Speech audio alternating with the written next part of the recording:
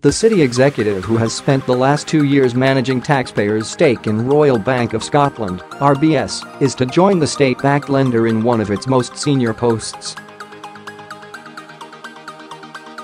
Sky News has learnt that Oliver Holbourn, who has just stepped down as chief executive of UK Financial Investments (UKFI), is in talks with RBS about becoming its head of strategy.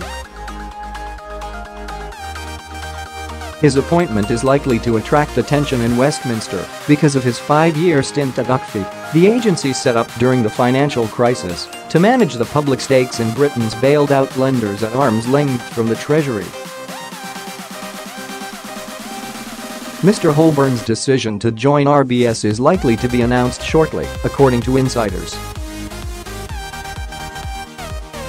He will replace Richard Kibble as the bank's head of strategy, a role which will involve efforts to make RBS a more attractive investment proposition for city investors. Philip Hammond, the Chancellor, has indicated that offloading more of the taxpayer's 72% stake is off the agenda until the bank has reached a multi-billion-pound settlement with the US Department of Justice over the misselling of mortgage-backed securities.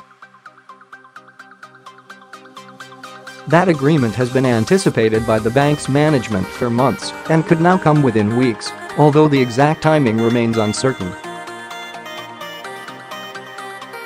Mr. Holbourn, who joined UKFI from Bank of America Merrill Lynch, is highly regarded in the city, and his appointment will be regarded as a coup for RBS. It was unclear on Friday whether his move would need to be approved by Whitehall's Advisory Committee on Business Appointments (ACOBA), or whether he would be required to delay his arrival at RBS. Insiders refused to say when Mr. Holbourn had commenced talks with the bank about his new job. Mr. Holbourn stepped down from UKFI as it was being subsumed into another Treasury unit, UK Government Investments.He, which oversees publicly owned assets such as the student loan book and a stake in National Air Traffic Services. He joined UKFI in 2013 as its head of capital markets, placing him in charge of designing a strategy for offloading the taxpayers' vast stakes in RBS and Lloyds Banking Group. The Lloyds privatization concluded nearly a year ago, netting taxpayers of modest overall profit, but the RBS sell-down has proved a more protracted affair. George Osborne, Philip Hammond's predecessor as Chancellor, did sell a £2.1 billion stake in RBS in the summer of 2015, a deal which crystallized a £1 billion plus loss in the context of the price originally paid to bail out the lender.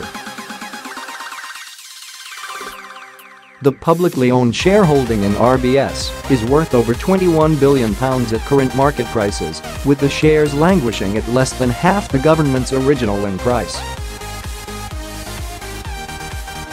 Charles Donald, a Credit Suisse banker, has been hired by UKFI to oversee the RBS stake as head of its financial institutions group.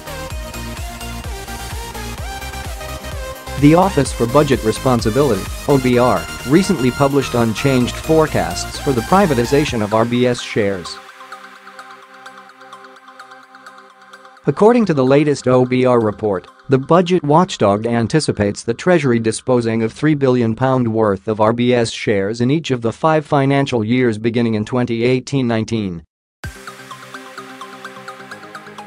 UKFI was established by the then Chancellor, Alastair Darling, to manage the taxpayers' stakes in Britain's bailed-out banks, supposedly at arm's length from the Treasury.